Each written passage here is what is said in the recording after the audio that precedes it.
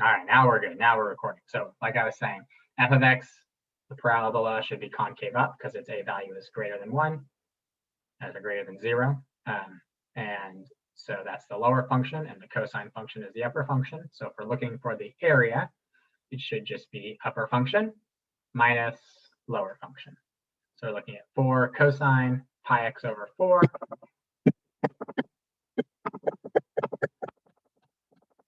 Minus, I don't know, what was the other one? 2x squared minus 6x plus 4.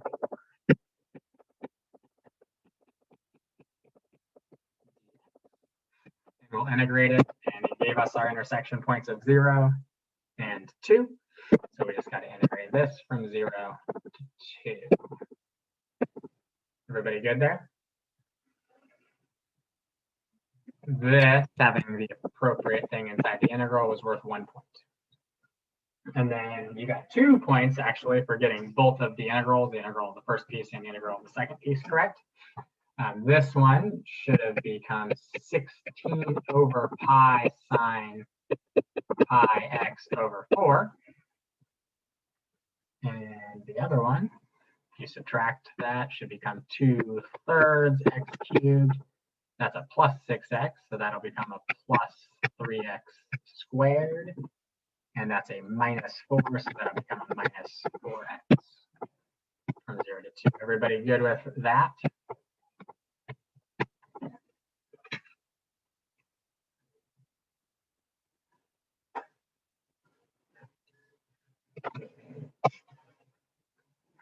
Cool.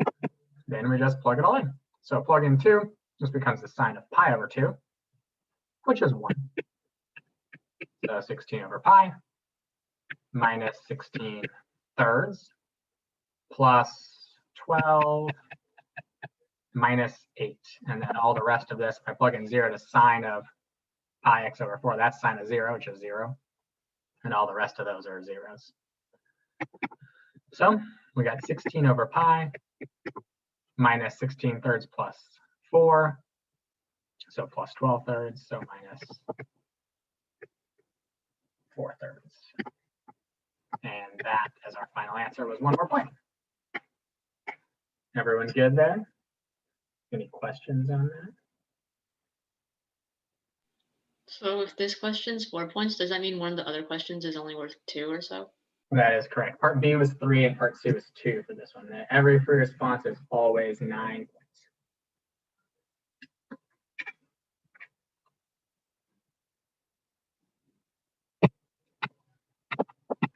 All right, part B. So we're going to write but not evaluate an expression that gives the volume if we revolve this around the line y equals 4. So to revolve around y equals 4, we're going to slice it vertically and get washer cross sections. So the outer radius will be this, and the inner radius will be this value. And we know that the entire length from y equals 4 to the x-axis is 4. And we know that this little piece here is f of x. And this piece here is g of x. And so capital R ought to be 4 minus f, and little r ought to be 4 minus g. Everybody good with that?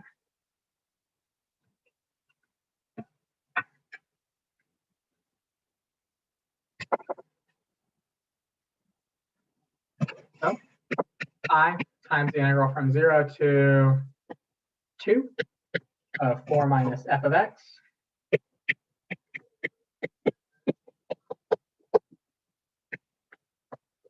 squared minus 4 minus g of x. G of x was 4 cosine pi x over 4.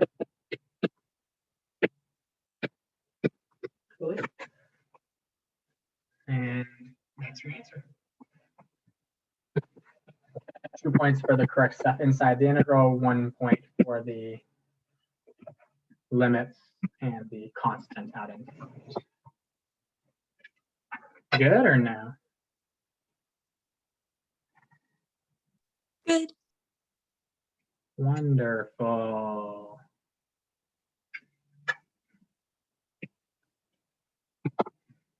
And part C. Part C is we got cross sections that are perpendicular to the x-axis that are squares. So I'm just going to sketch a square in there. Well, that's a really bad square. There we go. And what's the area of that cross section? Should be the side length squared.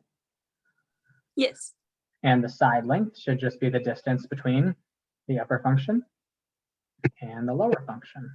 The upper function is the cosine function g minus the lower function f. So it should just be the integral from 0 to 2 of 4 cosine pi x over 4 minus 2x squared minus 6x plus 4. That entire quantity squared dx. And this one, 1 point for the right limits, 1 point for the sap in the integral. Any questions on any of this first question?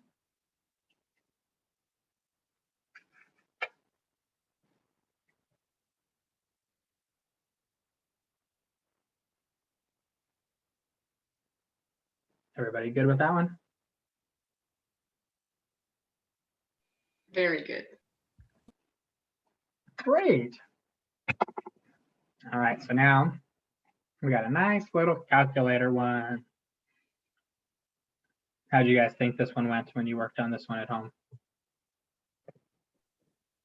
It took me a bit to get used to it, but it didn't feel terrible. So Good. All right. Part A says we got this function, this 4th degree quartic function. We got the horizontal line y equals 4. And we are going to rotate this region between them around this wonderful line y equals -2. So below the x-axis. And so we should have an outer radius, and that outer radius is always going to be 6 units. Right? From y equals -2 to the x-axis is 2, and from y equals 0, the x-axis to y equals 4 is another 4 units. Right? The outer part of that region is always 6. The inner radius, though, should be the distance between the function and the line y equals -2. And so the top part of that is just your function, f, and the bottom part of that is 2. So your inner radius should be 2 plus f of x. Everybody good with your outer and inner radius there? Yep. Great. So this should be an integral from, oh, we need to find our intersection point too. So we'll do that in a second. We'll do our pi. And we'll do our, let's see, our outer radius was 6, right, squared, minus our inner radius, which was 2 plus that function. I think the function was x to the 4th minus 2.3x cubed plus something, right? What was it? Plus 4? 4. Yeah. Squared dx. So we're almost there, but we need our limits. So we know the first one is 0 because I think they told us that. Did they tell us that? They didn't actually tell us that. We should find it. But it is 0. So we find those intersection points. One way is using your calculator and just setting x to the 4th minus 2.3x cubed plus 4 equal to 4 and having your graphing calculator solve it. But this is a pretty simple function to solve anyway. Just subtract the 4, factor out the x cubed. That's a minus 2.3, isn't it? Minus 2.3. And we get x equals 0 and x equals 2.3. And so that would be our integral. And you would just use your calculator to evaluate this integral. I wouldn't, if I were you, try to combine. I mean, you can combine the 2 and the 4 into a 6 if you want, but I wouldn't bother to square that term and then do 36 minus and simplify it all. I would just, if it were me, type it in just like that. Don't forget your pi and get an answer.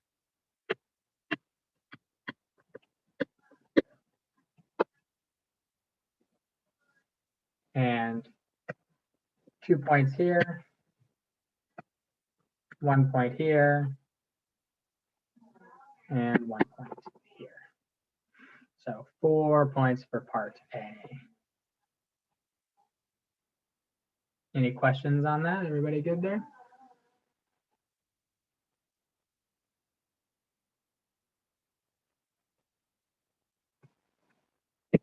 All right, let's look at part B. Part B gives us this region is the base of a solid, and each cross section perpendicular to the x-axis is an isosceles right triangle with one leg in the base. So there's my isosceles right triangle. Those are my legs that are the same length. It's isosceles. This cross section has an area of 1/2 the base times the height.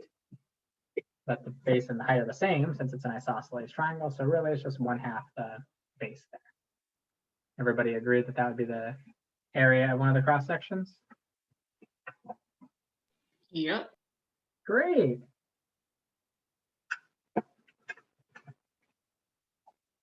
What is the length of the base?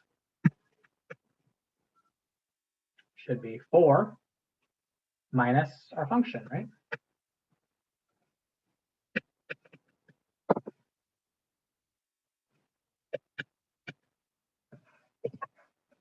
Yeah, screw it. I'm just going to be lazy. 4 minus.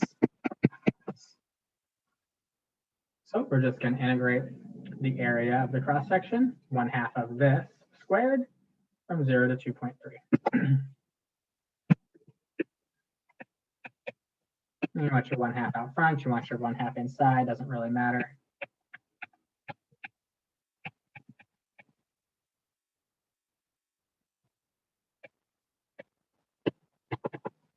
Yeah, and you don't even have to write, you can write f of x, you don't even have to write the function itself in there. And using your calculator, because you have it, to approximate this is 3.574. And so 3 points again here, 2 for the appropriate thing inside the integral, and 1 for your final answer. Any questions on part B there?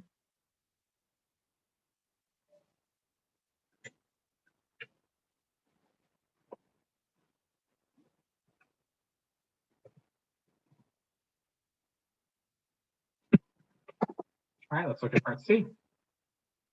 Part C, similar to what we had previously with that line dividing into 2 equal area sections, but it was a y equals k line.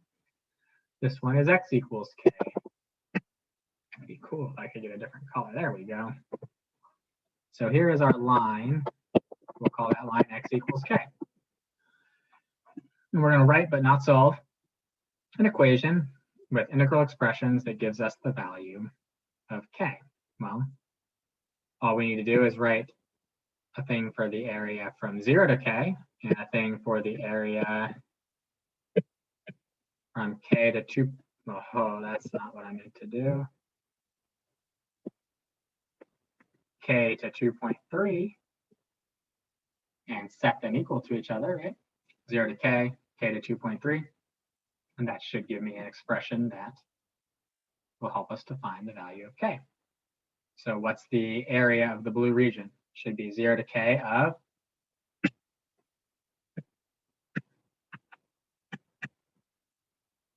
4 minus f of x dx. Yes. And we just need to set that equal to our integral from k to 2.3 of 4 minus f of x dx. And if we wanted to, we could go in and we could simplify out 4 minus each of those and evaluate each of those functions at k and 0 and 2.3 and use our calculator to solve for k, but it doesn't ask us to, so this is good enough. And this was worth 2 points. If you had a formula to represent the area of one of the regions, that was a point. And if you got both of them and set them equal to each other, that was a second point. And alternatively, you could have found the area from 0 to 2.3, then taken half of that value and set either one of those equal to it, and that would also work. On the actual test, can we write f of x in this part? as long as it's defined in here as f of x, then sure, use f of x as you write it in there. That's totally fine.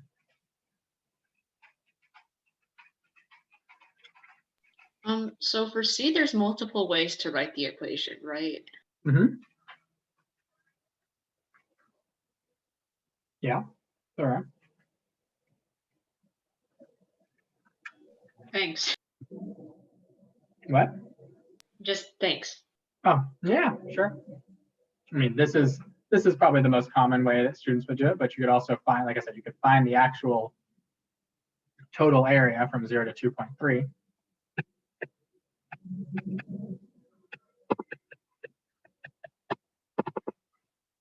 And take half of it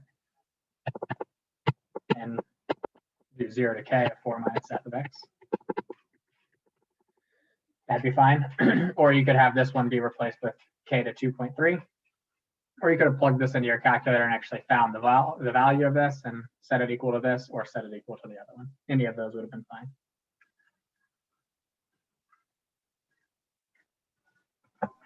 Okay, thank you. Yep. Any other questions on this one?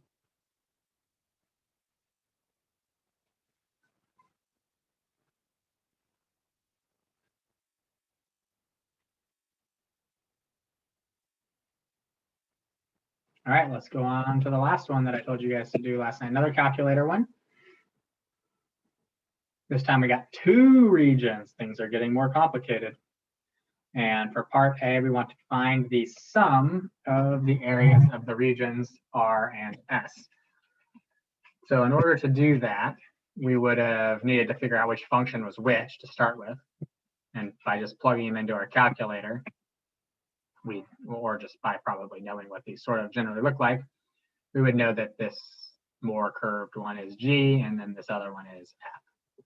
And to find the sum of the area of the regions, we would need to find this intersection point. And so that's the first thing you would do is in your calculator, you'd set 1 plus x plus e to the x squared minus 2x equal to x to the 4th minus 6.5x squared plus 6x plus 2 to get an x value of 1.032832. And don't round that value. Leave the whole thing written out. Don't ever round anything till the end. And then that would have given us a y value. It would have also told us that just in case we need it or want to use it ever, 2.401108. And if you don't want to write these out over and over again, you can define them as like some variable. As long as you define them as some variable, you can use A or B later on instead of writing out the number over and over again. If you want to. You don't have to do that. So to find the sum of the areas of R and S, we'd first find the area for R, and then we'd find the area for S. And the area for R ought to be what? The integral from 0 to A of g of x minus f of x.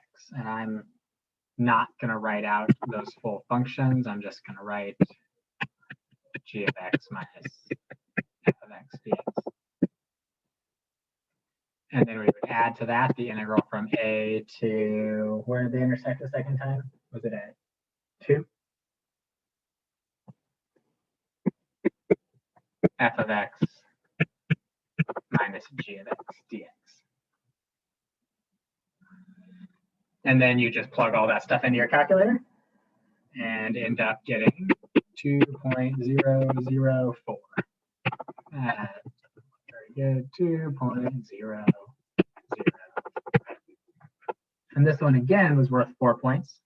1 point for the final answer, 1 point for the correct limits, 0 to a and a to 2, and 2 points for the rest of the integrals being right, g minus f and f minus g.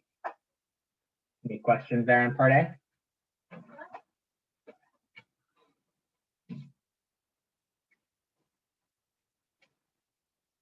Everyone good with part A?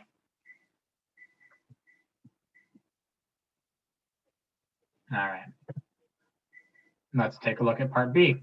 So for part B, we're only looking at the region S, where cross sections perpendicular to the x-axis are squares.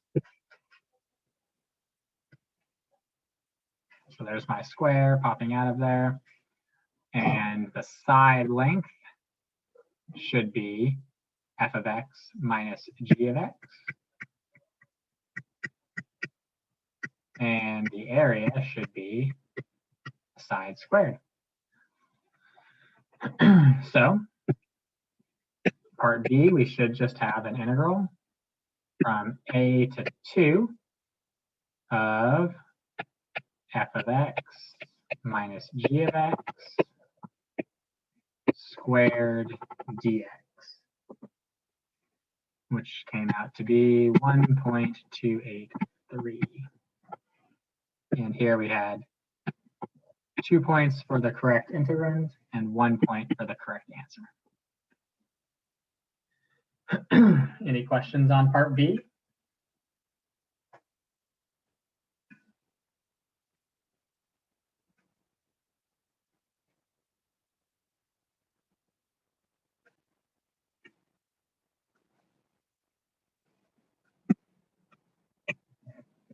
All right, let's look at part C.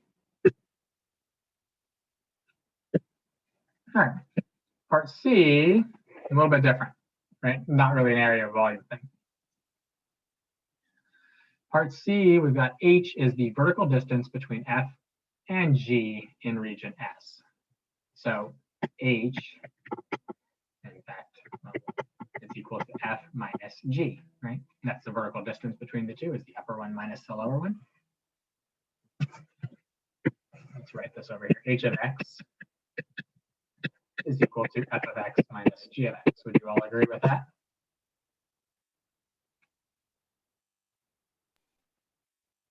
Yep.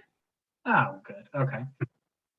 We want to know the rate at which h changes with respect to x. Well, the rate at which something is changing should be its Derivative.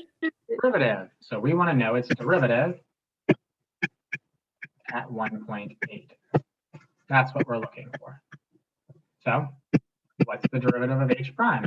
Sorry, that's the derivative of h. It's h prime, and that is f prime of x minus g prime of x. And if we want h prime of 1.8, that ought to just be f prime of 1.8 minus g prime of 1.8. And so you can go in and have your calculator find the derivative of f at 1.8 and the derivative of g at 1.8. Or you can just have it find the derivative of f minus g at 1.8, type in the whole f minus g function, and you should get negative 3.812. And this one was just 2 points. You got 1 point if you just somehow indicated that you needed to find h prime and tried to find h prime. Even if you got the wrong h prime, I still gave you a point for that. And then 1 point for the final answer. Good or no?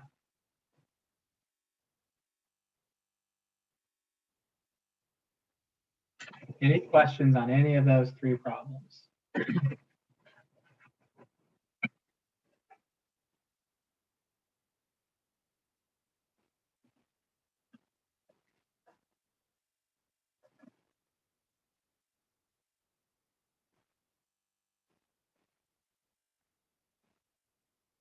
All right. In that case, let's do another one. So I'm going to give you guys 15 minutes, and then we'll go through this one, and we'll see what the time is like after that. If we have time, we'll do another one, but if not, then we won't. This one's a little bit different, and only one of these parts is actually area or volume related. The rest of it is other stuff. So good practice in case I throw some extra stuff on the quiz. So I'm going to give you guys 15 minutes to work through this, and we'll go through it. So don't leave, spend 15 minutes working on this. You all can see the new problem with the funnel.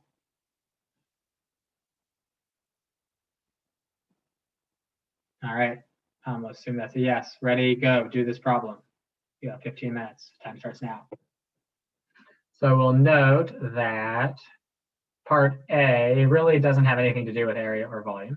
We're just looking for the average value of the radius. Well, the radius is a continuous function from 0 to 10.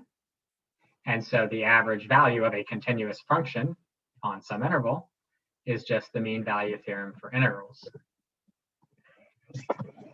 Mean value theorem for integrals says 1 over b minus a times the integral from a to b of your function. And I believe the function was 1/20th of 3 plus h squared. Is that right?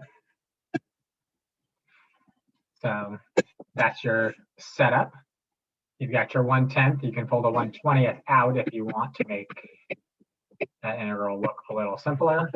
And then we'll just integrate the 3 plus h squared to become 3h plus h cubed over 3 from 0 to 10, giving us 1/200th of 30 plus 1,000 thirds minus a couple of zeros from the 0.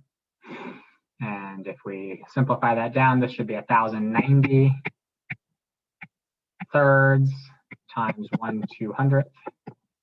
Knock off a 0 from the end of those, and you'll end up with 109 over 60 inches, I think, were your units. And it doesn't indicate that you need to say the units, but if there are units, better to put them than not. Usually, if there's a point associated with the units, it'll say that. It doesn't say that in this one, and it doesn't indicate in the scoring guide that you had to have the right units, but good to put them anyway. So this was 1 point for the final answer, 1 point for the correct integral, and 1 point for the correct antiderivative. Any questions there on part A?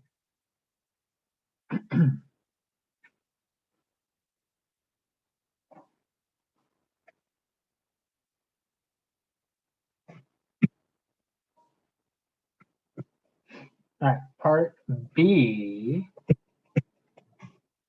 was asking us to find the volume of this funnel. Well, if I were to slice this funnel horizontally, cross sections would be disks, right? And the area would be just pi times the r value squared. So we're just going to integrate this across the h axis here, right? In terms of h, pi times the radius squared. So we should have pi times the integral from 0 to 10 of our radius, which was 1/20th of 3 plus h squared dh. And that's 1 point for the correct setup there.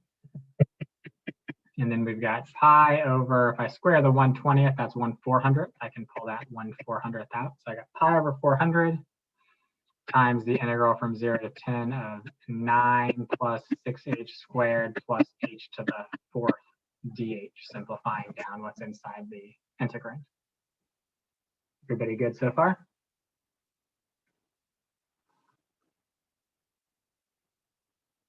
Hopefully. Very good. Oh, wonderful. All right. Pi over 400. And then we got 9h. We got 2h cubed. And we got h to the 5th over 5, once again, from 0 to 10.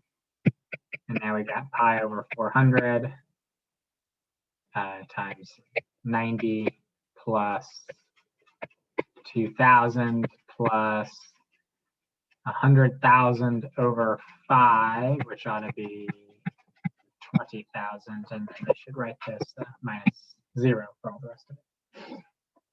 So what do we end up with? We end up with 22,090 pi over 400, or 2,209 pi over 40 inches cubed. And this one was also worth 3 points, 1 point for having the correct thing inside the integral, 1 point for having the correct antiderivative, and 1 point for having the correct final answer. Good or no?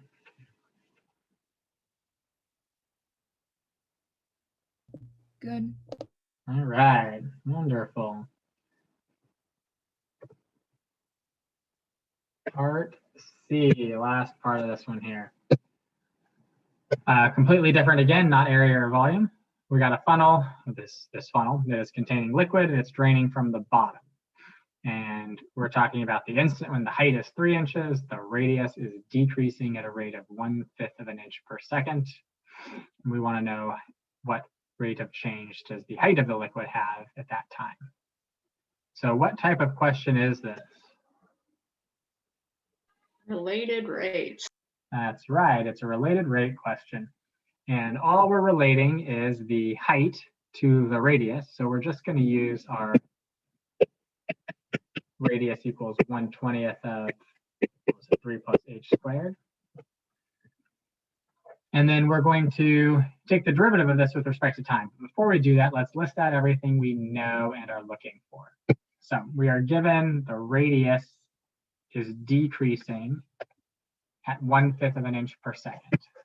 So that'd be a dr dt. If it's decreasing, it's negative 1/5 inch per second. We know that we are interested in what's going on when h is 3. So we'll put down h is 3. And we are looking for the rate of change of the height. So that's dh dt. So that's what we're looking for. And if we were to just go ahead and take the derivative of both sides of this with respect to t, looks like we'll get a dr dt over here. And over here, that 1/20, that's just a constant, right? We'll end up with a 2h dh dt over here. And dh dt is what we're looking for. We have h and we have dr dt, so we'll just plug them all in.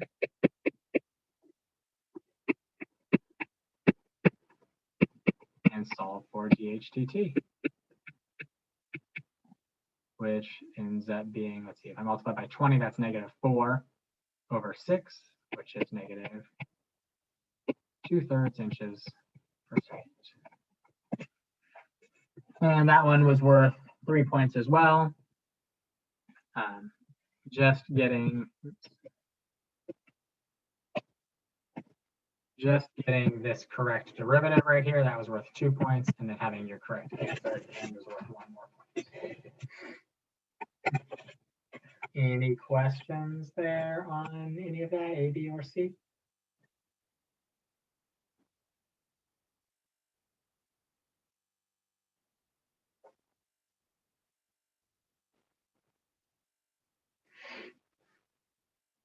How are we feeling about these area, volume, free response questions? Feeling pretty good or no?